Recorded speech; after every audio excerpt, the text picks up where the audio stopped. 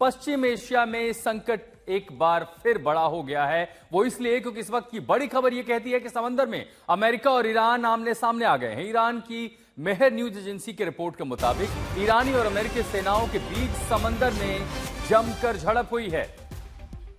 अमेरिकी राष्ट्रपति Donald Trump और रक्षा सचिव पीट हेगसेथ की चेतावनी के बाद अमेरिकी सेना ने ईरान के कई महत्वपूर्ण ठिकानों को निशाना बनाया है। तो भारतीय समय अनुसार बीती शाम को ही अमेरिकी राष्ट्रपति ट्रंप ने कहा उन्होंने हमारे अपाचे हेलीकॉप्टर को गिराया है, तो अब उससे भी बड़ा हमला होगा। अमेरिकी हमलों की ईरानी समाचार एजेंसियों ने भी पुष्टि की है। ईरान के केशम द्वीप बंदर अब्बास में धमाकों की आवाजें सुनी गई हैं।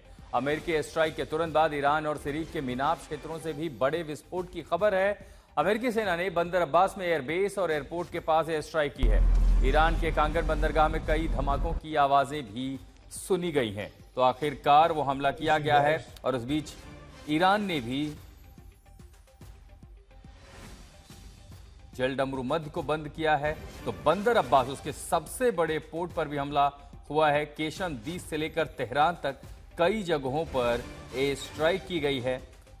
और कल ही अमेरिकी राष्ट्रपति डोनाल्ड ट्रंप ने एक प्रेस कॉन्फ्रेंस में यह कहा था कि चूंकि ईरान ने हमारे अपाचे हेलीकॉप्टर को गिराया है, अब इसके बदले में उन पर कार्रवाई होगी और बहुत ही कड़ी कार्रवाई होगी। ईरान की मीडिया के मुताबिक देश के कई इलाकों में धमाके सुने गए हैं और अमेरिकी सेंट्रल कमांड ने कहा है कि ईरान में कई ठिकानों को निशाना बनाया गया है। मल्टीपल टारगेट्स इन ईरान, ये कहा है सेंट्रल कमांड ने।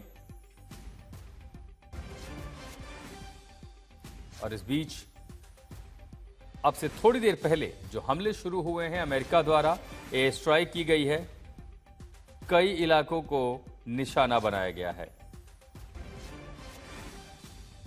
हालांकि सेंट्रल कमांड ने भी कहा है कि हॉर्मुज जलडमरू मध्य को बंद किए जाने का ईरान का दावा भी गलत है।